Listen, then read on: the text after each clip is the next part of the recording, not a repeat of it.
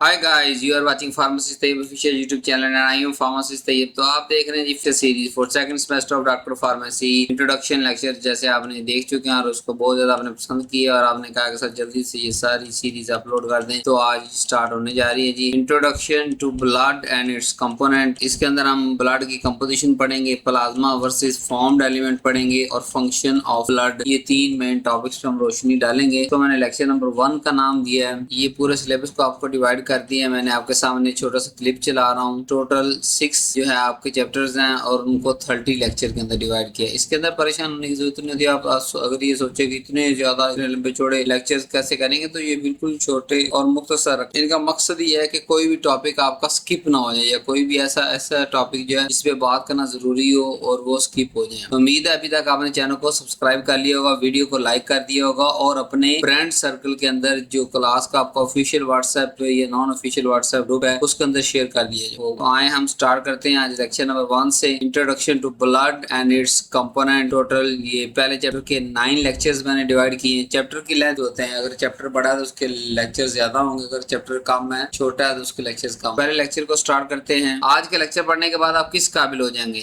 इस लेक्चर को पढ़ने के बाद आप ब्लड की कंपोजिशन को क्लासीफाई कर सकते हैं और पूरा डिस्क्राइब कर सकते हैं। ब्लड के बारे में पता चल जाएगा, ब्लड के अंदर ये चीज होती है, इतने परसेंटेज में है, ये फंक्शन है, ये रोल है। फिर हम जो प्लाज्मा और फॉर्म्ड एलिमेंट है हमारे पास, उसको थोड़ा क्लिनिकल इनसाइट से देखेंगे, क्योंकि मैंने कहा ना आने वाले दौर के अंदर क्लिनिकल फार्मासिस्ट का रोल बहुत ज्यादा है। तो ये कोर्स इस तरह डेवलप किया जा रहा है कि आप फ्यूचर के अंदर आने वाली सारी जो भी परेशानी उसको हल यहीं पे किया जा रहा है। फिर हम फंक्शन को एक्सप्लेन करेंगे ब्लड का, कि ब्लड कैसे हीमोस्टेसिस करने में मदद देता है। हीमोस्टेसिस तो वैसे पूरे बॉडी के अंदर एक मैकेनिज्म होता है जिसके जरिए हमारी बॉडी बैलेंस के अंदर रहती है, लेकिन इसके अंदर ब्लड अपना कैसे रोल प्ले करता है इसको देखेंगे। फिर हम देखेंगे कि जो ब्लड की फिजियोलॉजी है फार्मास्यूटिकल प्रैक्टिस से किस तरह अप्लाई की जा सकती है। फिर हम देखेंगे कि एंड पे सारे जो नॉलेज सीख चुके होंगे इस लेक्चर के दौरान उसको क्लिनिकल रीजनिंग की तरफ लेके जाएंगे हम। तो आए बगैर देरी के साथ स्टार्ट करते हैं। Blood as a specialized connective tissue, कि ब्लड हमारे पास एक स्पेशलाइज्ड कनेक्टिव टिश्यू है या फ्लूइड कनेक्टिव टिश्यू भी हम कहते हैं। अब ब्लड को सबसे पहले आपके ज़हन के अंदर सवाल आएगा कि सर ब्लड को आप कनेक्टिव टिश्यू क्यों कह रहे हैं? तो पहले तो मुझे ये डेफिनेशन बता दें कि कनेक्टिव टिश्यू होता क्या है। कनेक्टिव टिश्यू वो होता है जो कि जिसके अंदर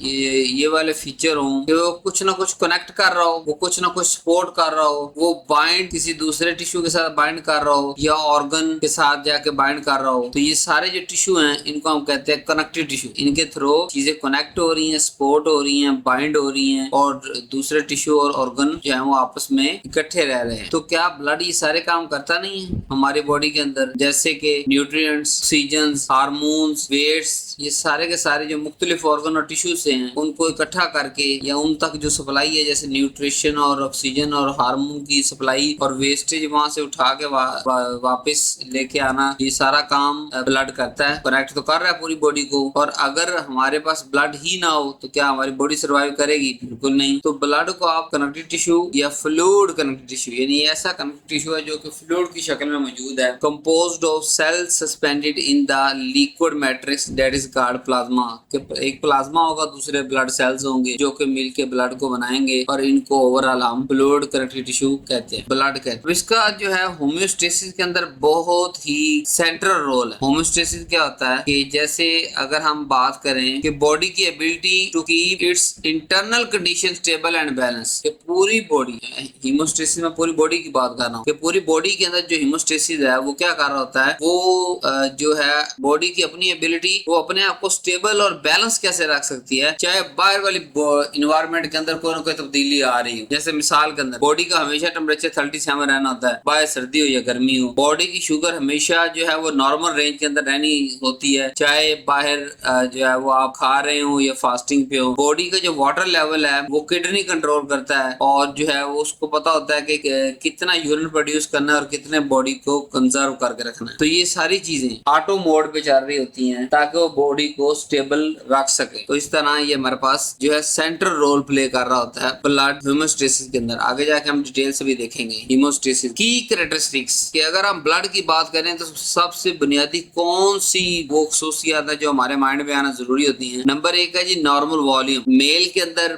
5 से 6 लीटर होता है, फीमेल के अंदर 4 से 5 लीटर होता है। पीएच रेंज की अगर बात करें तो 7.35 से 7.45 स्लाइटली अल्कलाइन है। विस्कोसिटी की अगर बात करें तो ये 4 से 5 टाइम जो है वो वाटर से ज्यादा विस्कस होता है। और कलर की बात करें तो अगर वो ऑक्सीजनेटेड ब्लड है यानी लंग्स से बॉडी की तरफ जा रहा है तो वो रेड या ब्राइट रेड इन कलर होगा। अगर वो डीऑक्सीजनेटेड ब्लड है यानी कि डार्क रेड होगा जो कि बॉडी से वापस लंग्स की तरफ ट्रांसपोर्ट हो रहा होता है कि उसके अंदर कार्बन डाइऑक्साइड निकाल ली जाए और ऑक्सीजन डाल दी जाए। ये चंद खसूसियात जो कि आपको मालूम होना पता होना जरूरी है। कंपोजिशन की बात करें जैसे मैंने आपको कहा ब्लड के अंदर दो ही मेन कंपोनेंट है, एक प्लाज्मा एक फॉर्म्ड सेल। प्लाज्मा तकरीबन 55% होता है टोटल ब्लड के और इसके अंदर ये लिक्विड एक्स्ट्रा सेलुलर मैट्रिक्स है। लिक्विड है एक्स्ट्रा सेलुलर मतलब सेल के अंदर नहीं दौड़ रहा, ये वेन्स और आर्टरीज के अंदर दौड़ रहा है। मैट्रिक्स है और दूसरे फॉर्म्ड एलिमेंट्स इसके अंदर जो कि 45% है, जैसे सेल हो गई, सेल के कोई फ्रेगमेंट्स हो। तो ये दो मेन कंपोनेंट आपने ब्लड के याद रखने हैं, प्लाज्मा और फॉर्म्ड। इसी पे हम आगे पूरा लेक्चर लेके चलेंगे। सबसे पहले प्लाज्मा की बात करें तो प्लाज्मा ये हमारे पास येलो कलर लिक्विड पोर्शन होता है फ्लूइड ब्लड का जिसके अंदर सेल जो फॉर्म्ड सेल है वो तैर रहे हो। तो ऐसा येलो कलर का लिक्विड पोर्शन ब्लड का जिसके अंदर फॉर्म्ड सेल तैर रहे हो उनको हम कहते हैं प्लाज्मा। और अगर कंपोजिशन की बात की जाए तो प्लाज्मा के अंदर जो कंपोनेंट है वाटर है पहला, वो 90 से 92% होता है। सॉल्वेंट के तौर पे काम करता है, ट्रांसपोर्ट मैकेनिज्म के तौर पे काम करता है। प्रोटीन की अगर दूसरे कंपोनेंट की बात करें तो वो 6 से 8% होनी चाहिए इसके अंदर। और ये ओवरऑल ऑस्मोटिक प्रेशर को मेंटेन करती है और इम्यूनिटी को जो है वो मेंटेन करती है। नेक्स्ट जो कंपोनेंट है वो इलेक्ट्रोलाइट, ये लेस देन 1% होता है, जैसे sodium potassium chloride, HCO3- acid base balance, ये सारी चीजों को जो है वो मेंटेन करते हैं इलेक्ट्रोलाइट्स। न्यूट्रिएंट की बात करें ये भी लेस देन 1% होते हैं, ग्लूकोज, अमाइनो एसिड, लिपिड्स जो कि न्यूट्रिएंट के तौर पे हम जो है वो ले रहे होते हैं और हमारी बॉडी उसको यूज कर रही होती है। हार्मोन की बात करें तो ये भी ट्रेस अमाउंट के अंदर होते हैं जिनको मेजर करना बहुत ही मुश्किल होता है, जैसे 0.0000 समथिंग। तो ये रेगुलेटरी सिग्नल्स हैं, ये पूरी बॉडी के अंदर अगर ब्रेन ने कोई पैगाम भेजना है तो उसमें से एक जरिया हार्मोन भी होता है। वो हार्मोन के थ्रू भी उस ऑर्गन को ऑर्डर दे सकता है कि ये वाला काम करो, लेट्स सपोज इंसुलिन रिलीज करवा दो, लेट्स सपोज जो है वो इंसुलिन को बंद करवा दो। वेस्ट प्रोडक्ट की अगर बात करें तो ये भी ट्रेस फॉर्म में होता है जिसके अंदर यूरिया, यूरिक एसिड है, क्रिएटिनिन है, हमारे जो है वो ब्लड के अंदर मौजूद होता है जो कि ऐसा ऐसा निकल रहा होता है। तो ये मेन कंपोजिशन थी हमारी प्लाज्मा की जो कि पहला कंपोनेंट मेन कंपोनेंट है। अब इस प्लाज्मा के अंदर हम प्लाज्मा प्रोटीन पे थोड़ी सी रोशनी डालते हैं। जैसे मैंने आपको कहा ना कि जो प्लाज्मा प्रोटीन है वो अबाउट जो है वो 6 से 8% होनी चाहिए और ऑस्मोटिक प्रेशर को भी कंट्रोल करती है और इम्यूनिटी को भी जो है वो मेंटेन रखती है। तो तीन मेन जो है प्रोटीन्स है जिसमें से सबसे मेन जो है वो एल्ब्यूमिन है। तो एल्ब्यूमिन, ग्लोबुलिन और फिब्रिनोजन ये क्या क्या करती है, इनके फंक्शंस क्या है। एल्ब्यूमिन जो है वो ऑनकोटिक प्रेशर को मेंटेन करती है और ड्रग बाइंडिंग को जो है वो करवाती है। यानी ज्यादातर जो हमारी बॉडी के अंदर ड्रग्स है जो कि बाइंड होके ब्लड के साथ, ब्लड के जो प्लाज्मा के एल्ब्यूमिन के साथ बाइंड होके पूरी बॉडी के अंदर ड्रग घूमती है और सप्लाई होती है उसकी, और फिर उसके जो है वो वेस्ट प्रोडक्ट कह लें या मेटाबोलाइट्स जो है वो वापस बाइंड होके किडनी तक पहुंचाए जाते हैं ताकि किडनी उसको एक्सक्रीट कर सके। तो पहले एल्ब्यूमिन का देख लेते हैं कि ऑनकोटिक प्रेशर को ये कैसे जो है वो मेंटेन करती है। Oncotic pressure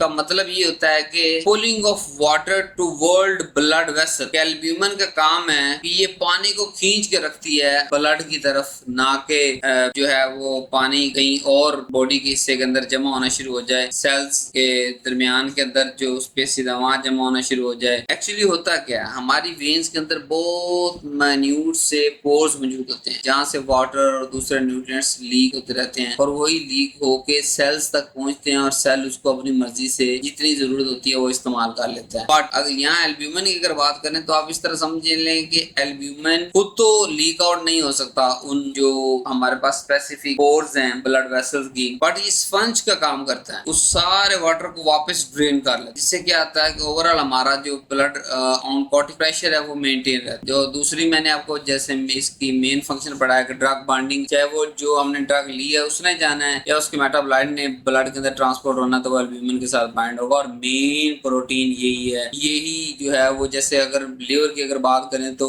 produce by mainly liver इसको प्रोड्यूस कर रहा होता है, तो अगर इसकी वैल्यू कम ज्यादा आ रही है तो इसका मतलब आप लीवर डिजीज के अंदर मुब्तला हो चुके हैं या होने वाले हैं। तो इस तरह इन फिजियोलॉजी के अंदर पढ़ने का मकसद ये है कि कल को जब हम क्लिनिकल फार्मेसी पढ़ेंगे, कल को जो हम प्रैक्टिकल लाइफ की तरफ जाएंगे तो हमें पता होगा कि अच्छा एल्ब्यूमिन ने ये वाले काम करने, अगर इस पर्सन के अंदर एल्ब्यूमिन कम है तो इसको कहो आपने पानी कम पीना है, पानी कम पीना और छोटे छोटे सिप्स के अंदर पीना है, ताकि बॉडी तो हाइड्रेटेड रहे बट वो जो लीकेज ऑफ वाटर है ब्लड सेल का, वाटर का ब्लड वेसल से अब वापस तो एल्ब्यूमिन खींचना है, वो तो वहां मौजूद नहीं है उस परसेंटेज के हिसाब से, तो इसलिए वो लीकेज आउट ना हो सके और स्वेलिंग ना आ सके। ये मैं छोटी छोटी मिसालें दे रहा हूँ आपको समझाने के लिए, आपके ब्रेन को जरा खोलने के लिए। इसलिए मैं कहता हूँ कोई भी लेक्चर जो है वो सिंपल या स्ट्रेट फॉरवर्ड नहीं होता कि अगर आप उसका टाइटल या जो है साफ बैडिंग देख के आपको कहें ये तो मैंने बुक से याद कर ली है, यहाँ बहुत सी न्यू इन्फॉर्मेशन आपको प्रोवाइड की जा रही होती है। दूसरी मेन प्रोटीन है जी ग्लोबुलिन, जो कि इम्यूनिटी का काम करती है।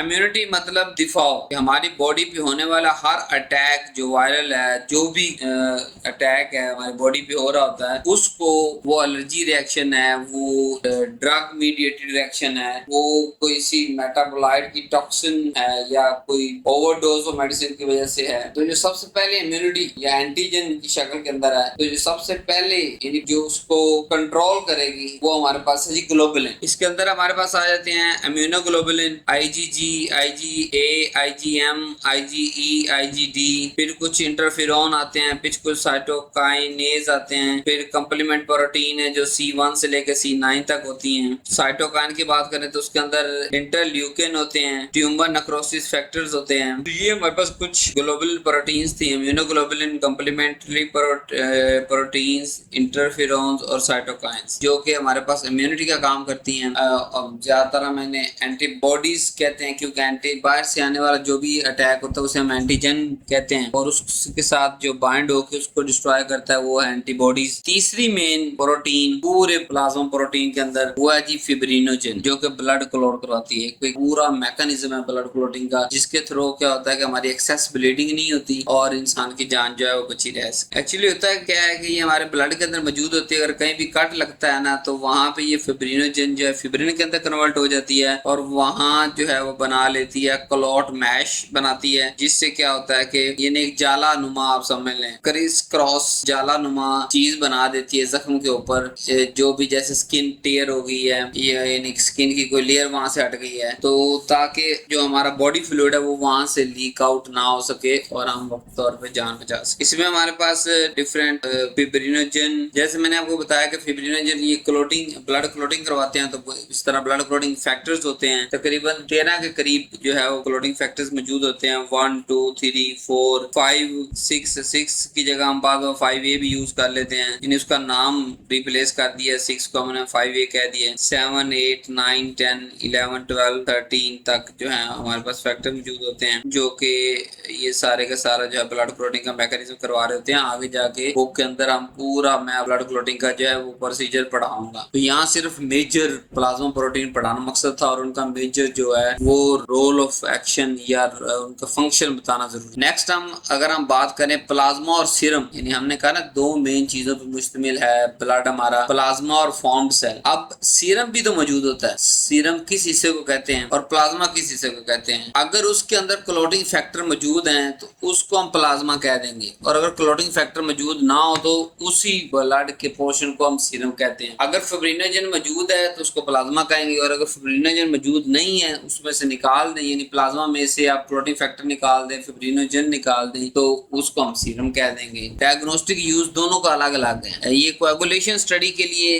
क्योंकि इसके अंदर क्लोटिंग फैक्टर है, फिब्रिनोजन है, तो ये कोएगुलेशन स्टडीज के लिए इस्तेमाल होता है। जबकि जो सिर्फ सीरम है ना, जिसके अंदर कोई क्लोटिंग फैक्टर नहीं है, कोई फिब्रिनोजन नहीं है, वो बायोकेमिकल टेस्टिंग के अंदर बहुत ज्यादा इस्तेमाल होता है। डिफरेंट टेस्ट जो है वो सीरम से हम परफॉर्म करते हैं, हम अलग अलग कर लेते हैं ना, मतलब पहले सबसे हम जो है वो ब्लड को बॉडी से अलग करते हैं, फिर उस ब्लड में से प्लाज्मा और फॉर्म्ड हमारे पास जो सेल है उनको अलग करते हैं, फिर उस प्लाज्मा में से अगर हम क्लोटिंग फैक्टर और फिब्रिनोजन निकाल दे तो बाकी जो बचेगा वो सीरम हमारे पास बचेगा, उस पर हम टेस्ट परफॉर्म कर लेते हैं। और यही इनकी क्लिनिकल इंपॉर्टेंस है कि अगर कोएगुलेशन रिलेटेड स्टडी देखनी है तो हम प्लाज्मा को यूज करेंगे, और अगर हम बायोकेमिकल ऐसे डिफरेंट जो लैब लेबोरेटरी टेस्ट कर रहे होते हैं बहुत सारे मिकदार के अंदर, वो सीरम के थ्रू कर रहे हैं। फॉर्म्ड एलिमेंट यानी टाइप ऑफ ब्लड सेल, जैसे अभी तक मैं आपको पढ़ा के आ चुका हूँ, मैंने आपको कहा था कि ब्लड के अंदर दो चीजें मौजूद हैं, एक तो हमारे पास प्लाज्मा मौजूद है, दूसरा हमारे पास फॉर्म्ड एलिमेंट मौजूद है, जिनको मेनली मैंने ब्लड सेल का नाम दे दिया था। तो अभी तक हम प्लाज्मा को तो बड़े अच्छे से जो है वो पढ़ चुके हैं, जबकि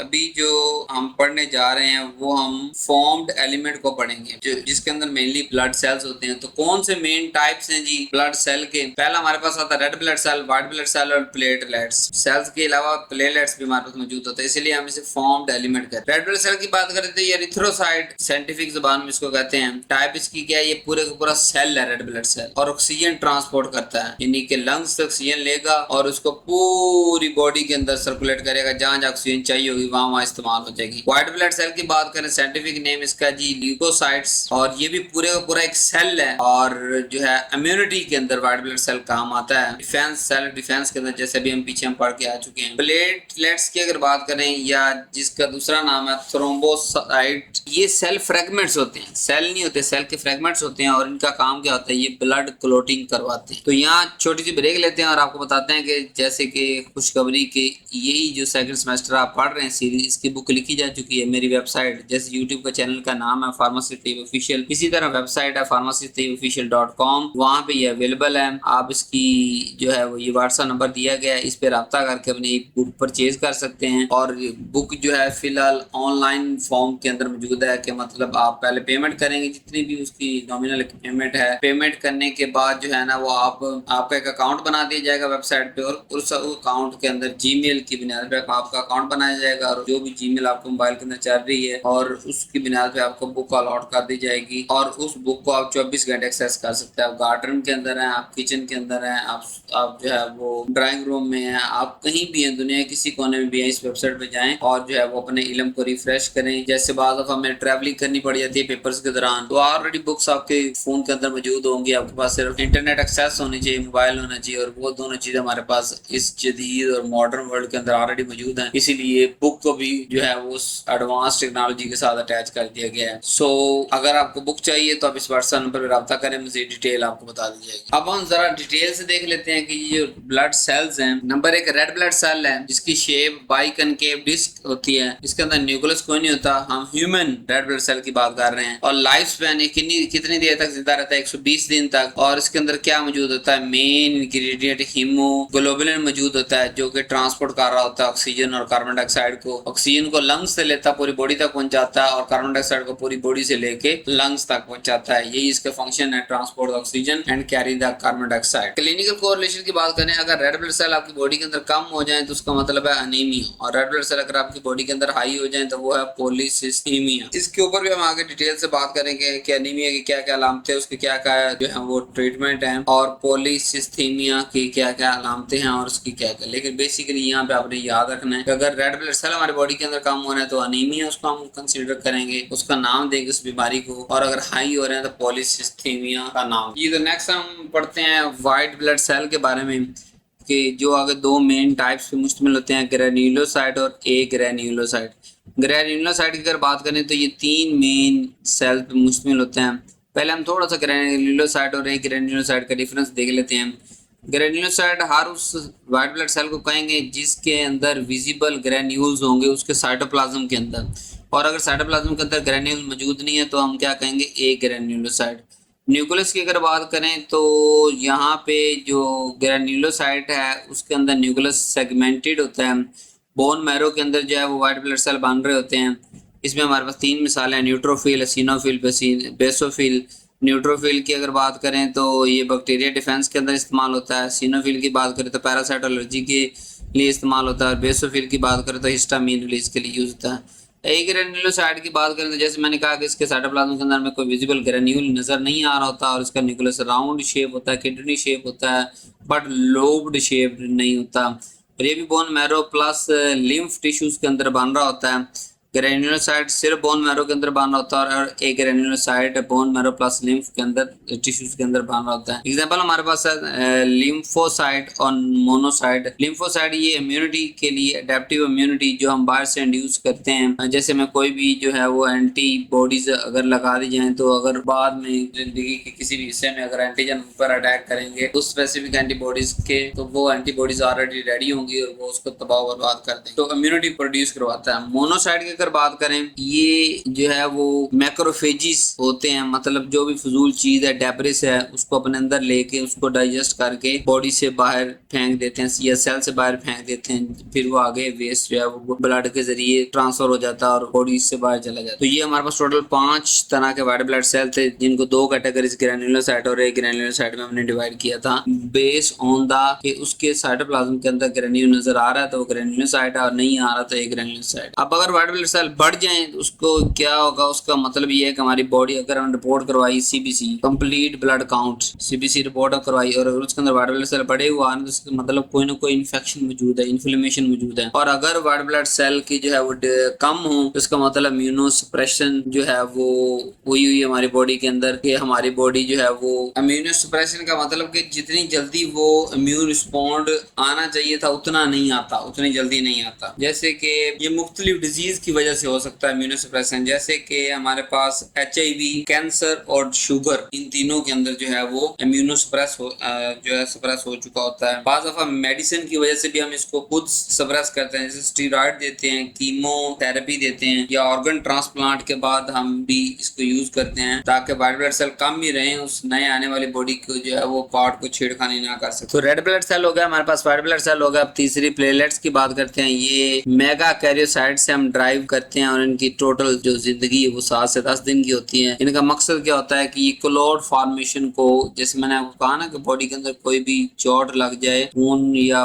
बॉडी फ्लूइड बहुत ज्यादा निकल रहा हो, जान बचाना मुश्किल हो जाती है, तो इसलिए ऑलरेडी हमारी बॉडी के अंदर ये मैकेनिज्म डिफेंस मौजूद है कि वहाँ क्लॉटिंग फैक्टर रिलीज होते हैं और वहाँ क्लॉट बनना शुरू हो जाता है ताकि ओवरऑल हमारी बॉडी से जो काम का फ्लूइड है वो या ब्लड ना वेस्ट हो सके। 2 मेन काम है, क्लॉट फॉर्मेशन को स्टार्ट करवाना और फिर जाके बाकी सारे जो क्लॉटिंग फैक्टर्स हैं उनको रिलीज करवाना ताकि पूरी क्लॉटिंग जो है वो या क्लॉट बन सके। क्लिनिकल कोरिलेशन, अगर प्लेटलेट्स हमारी रिपोर्ट के अंदर कम आ रहा है तो उसका मतलब ब्लीडिंग रिस्क हो सकता है कि इस बंदे को किसी वक्त भी जो है वो ब्लीडिंग बहुत ज्यादा हो सकती है, उसका खून जाया हो सकता है किसी चोट की वजह के अंदर। अगर उसको चोट लगी है और उसकी ऊपर से स्किन टेयर हो गई है, वहां से ब्लड निकल रहा, वहां क्लॉट नहीं बनेगा तो ब्लड बहुत ज्यादा जाया हो जाएगा अगर टाइम पे पट्टी वगैरह ना हो तो अगर हाई प्लेटलेट्स हो तो फिर थ्रोम्बोसिस हो जाएगी। तो थ्रोम्बोसिस का ये मतलब कि ब्लड क्लॉट बनता है ब्लड वेसल्स के अंदर जाके, यानी बहुत ज्यादा प्लेटलेट्स भी नहीं चाहिए कि हर जगह और फजूल जो है वो क्लॉट्स बनाने शुरू कर दे। अगर ब्लड वेसल्स के अंदर क्लॉट्स बनेंगे तो ब्लड कहाँ भागेगा, और ब्लड नहीं भागेगा तो ब्लड प्रेशर में फर्क आ जाएगा, ब्लड प्रेशर में फर्क आएगा तो हमारी पूरी बॉडी का जो मैंने आपको बताया हेमोस्टेसिस सिस्टम वो सारा फेलियर की तरफ चला जाएगा। अच्छा, थ्रोम्बोसिस के अंदर हमारे पास फिर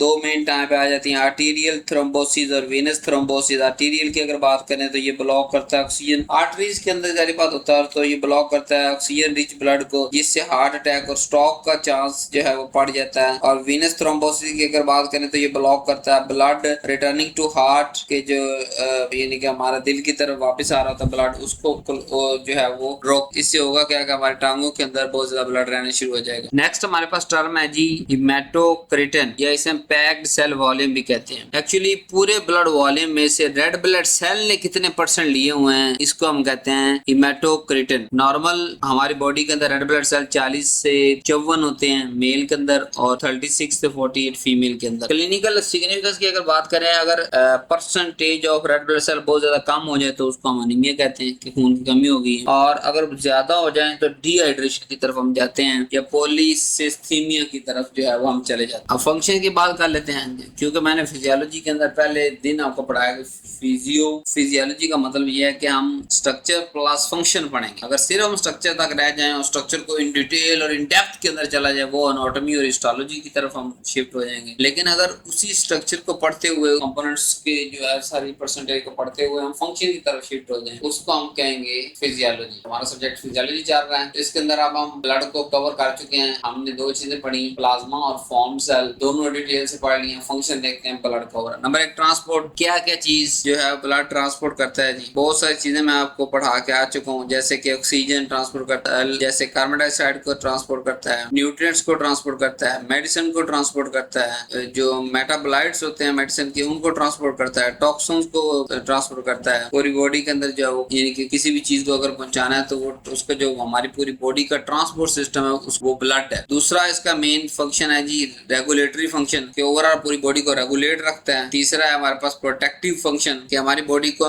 इम्यूनिटी दे के सेल्फ डिफेंस को जगा के रख के और प्रोटेक्ट करते हैं। तो इन तीनों फंक्शंस के बारे में डिटेल से पढ़ते हैं। ट्रांसपोर्ट फंक्शन की अगर बात करें तो ऑक्सीजन यहाँ पे क्या है जी कि लंग्स से ब्लड ऑक्सीजन लेता है और पूरी बॉडी तक पहुंचा देता है। कार्बन डाइऑक्साइड की अगर बात करें तो टिश्यू से लेता है और लंग्स तक वापस पहुंचा देता है। न्यूट्रिएंट्स की बात करें तो जीआईटी ट्रैक से ब्लड जो न्यूट्रिएंट्स को लेता है और पूरे सेल्स तक पहुंचा देता है। हार्मोन की बात करें तो ये एंडोग्लैंड से ब्लड एंडोक्राइन ग्लैंड से हार्मोन्स को लेता है और टारगेट ऑर्गन्स तक पहुंचा देता है। ड्रग की बात करें तो ड्रग की डिस्ट्रीब्यूशन का सारा कॉन्सेप्ट इसी की बुनियाद पे है। इसी तरह मेटाबॉलिकल वेट्स की अगर बात करें तो किडनी और लीवर तक पहुंचाने की जिम्मेदारी भी ब्लड की है। तो ये सारी ट्रांसपोर्टेशन का जो फंक्शन है वो ब्लड परफॉर्म करता है। रेगुलेटरी के अंदर हमारे पास पीएच बफरिंग के बाइकार्बोनेट सिस्टम आगे पूरा डिटेल से पढ़ेंगे किसका क्या होता है बाइकार्बोनेट सिस्टम हमारे ब्लड के अंदर। बफरिंग यहाँ समझ लें, पीएच बफरिंग ये होती है कि जो हमारी पीएच नेचुरली हमारी बॉडी के लिए इफेक्टिव है और बनाई गई हमारी बॉडी जिस पीएच पे उसके अंदर बहुत ज्यादा चेंजिंग ना एसिडिक ना बेस आने नहीं देता, उसको रेगुलेट रखता है। फ्लूइड बैलेंस की अगर बात करें तो ऑनकोटिक प्रेशर के थ्रू जो फ्लूइड बैलेंस को भी मेंटेन रखता है। टेम्परेचर रेगुलेशन की बात करें तो टेम्परेचर 37 पे सेट हुआ होता हमारा, अगर उससे बढ़ या कम हो रहा है तो वो हम एज ए किसी न किसी बीमारी की सिम्टम्स के तौर पे ले रहे हो। प्रोटेक्टिव तीसरा मेन फंक्शन, जैसे मैंने आपको कहा इम्यून डिफेंस, जिसके अंदर व्हाइट ब्लड सेल मौजूद हैं, एंटीबॉडीज हैं, हीमोस्टेसिस, ओवरऑल पूरी बॉडी का जो है मैकेनिज्म, उसमें प्लेटलेट्स मौजूद हैं, क्लोटिंग फैक्टर्स मौजूद हैं। नेक्स्ट हम देखते हैं ये फार्मास्यूटिकल एप्लीकेशन क्या है, कि 3 मेन फार्मास्यूटिकल एप्लीकेशन है। Number 1 plasma protein and drug binding. Number 2 blood in laboratory investigation के अंदर इस्तेमाल होता है, लैब डायग्नोसिस के अंदर, लैब लेबोरेटरी इन्वेस्टिगेशन के अंदर। चौथा ड्रग थेरेपी पे इम्पैक्ट के तौर पे। तो इन फार्मास्यूटिकल एप्लीकेशंस को हम जरा डिटेल से देखते हैं। Plasma protein and drug binding, तो ड्रग जो है वो सबसे पहले मैंने आपको कहा कि मेन प्रोटीन हमारी बॉडी के अंदर जो कि लीवर बना रहा होता है मेनली वो है एल्ब्यूमिन, और यही ट्रांसपोर्ट कर रही होती है पूरी बॉडी तक। अब यहाँ कॉन्सेप्ट समझना बड़ा जरूरी है कि जो एल्ब्यूमिन के साथ अटैच ड्रग है, क्योंकि उसने अटैच तो होना है ट्रांसपोर्ट होने के लिए, वो वर्क फिजियोलॉजिकल वर्क जो है वो जो थेरेप्यूटिक इफेक्ट प्रोड्यूस कर रही होती है, ये जो फ्री फॉर्म में भी कुछ ड्रग जो है ब्लड के अंदर मौजूद होती है वो काम कर रही होती है। तो हमेशा आपने याद रखना है फ्री या अनबाउंड जो ड्रग है वही एक्टिव होती है, वही थेरेप्यूटिक इफेक्ट को प्रोड्यूस करवा रही होती है, और जो एक्स्ट्रा है वो एल्ब्यूमिन के साथ बाइंड कर रही होती है कि आहिस्ता आहिस्ता जैसे मेटाबॉलिज्म होता चला जा रहा होता है, ड्रग एक्सक्रीट होती चली जा रही होती है, एल्ब्यूमिन से ड्रग उतरती और ज्यादा उतरती जा रही होती है, इस तरह जो है वो लेवल बरकरार है। अगर एग्जांपल की हम बात करें, हाई प्रोटीन बाइंडिंग, बहुत ज्यादा अगर प्रोटीन बाइंड हो जाएगी तो मैंने आपको कहा फ्री ड्रग ने काम करना है तो ड्रग की एक्टिविटी कम हो जाएगी, यानी हमने डोज पूरी दी, डोज कैलकुलेशन हमारी ठीक थी, उसको जो हमने डोज देनी चाहिए थी उस बीमारी के लिए दी, लेकिन बहुत ज्यादा मिकदार में अगर वो किसी भी दूसरी ड्रग की मौजूदगी होने की वजह से, कोई कंपटीशन होने की वजह से, या ड्रग के अंदर कोई ऐसा टॉक्सिन होने की वजह से वो किसी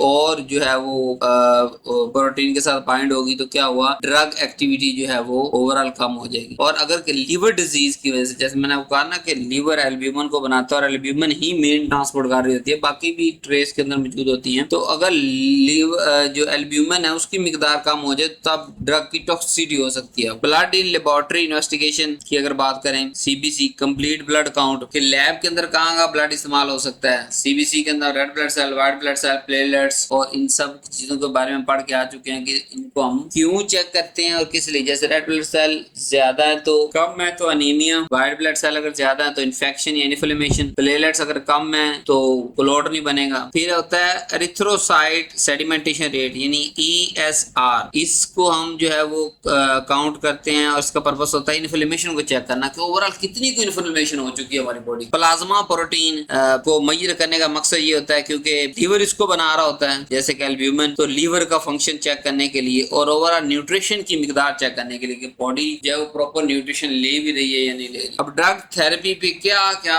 असरात हो सकते हैं अगर हमारा जो ब्लड का लेवल है वो कम या ज्यादा हो अनीमिया अगर होगा यानी खून की कमी होगी तो क्या ड्रग डिस्ट्रीब्यूट हो पाएगी? नॉर्मल ह्यूमन की निस्बत नहीं हो पाएगी, क्योंकि उसी के साथ तो अटैच होना और पूरी बॉडी के अंदर फैलना है, जिसको हम ड्रग डिस्ट्रीब्यूशन का कंसेप्ट आ गया डिटेल के साथ। वैसे तो बायोफार्मास्यूटिक्स की सीरीज भी लॉन्च हो चुकी है, उसके अंदर बड़ी डिटेल के साथ ये पढ़ाया जा रहा है। ओवरऑल आपके समझने के लिए ये है कि जब भी ड्रग रिलीज होती है लीवर से ब्लड तक पहुंचती है तो दो हिस्से हो जाते हैं उसके, एक जो है एल्ब्यूमिन के साथ बाइंड हो जाती है, दूसरा जो है फ्री फॉर्म के अंदर जो है वो पूरी बॉडी के अंदर ट्रांसपोर्ट हो रही होती है। कोई फ्री फॉर्म या अनबाउंड जो है वो एक्टिव होती है, जब उसके मेटाब्लाइट बन जाते हैं तो और ज्यादा जो है वो जो हमारे पास मौजूद है बाउंड फॉर्म के अंदर ड्रग एल्ब्यूमिन के साथ वो बाइंड हो। Hypoproteinemia increase the free drug, यानी अगर हाइपोप्रोटीनीमिया हो जाए तो वो जो फ्री ड्रग है वो बहुत ज्यादा इंक्रीज हो जाएगी, जबकि हमने तो कैलकुलेशन की होती है नॉर्मल एल्ब्यूमिन के लेवल की मिकदार पे बॉडी वेट की बुनियाद पे डोज कैलकुलेट की होती है। तो अगर बहुत ज्यादा जो है वो कमी हो जाएगी प्रोटीन्स की तो क्या हो जाएगा, तो बहुत ज्यादा फ्री अमाउंट में ड्रग अवेलेबल हो जाएगी, जिससे क्या होगा ड्रग की टॉक्सिसिटी हो जाएगी। डिहाइड्रेशन, अगर बॉडी के अंदर पानी की कमी हो जाए तो क्या होगा, ड्रग हमारी जो है वो कंसंट्रेशन जो है वो बढ़ जाएगी, तो उसको भी उन्हें नहीं पढ़ने देना। यहाँ पे हमारा लेक्चर खत्म होता है। उम्मीद है अभी तक आपने लेक्चर को एंजॉय किया होगा, डिटेल आपके लेवल तक रखी जा रही है और बड़ा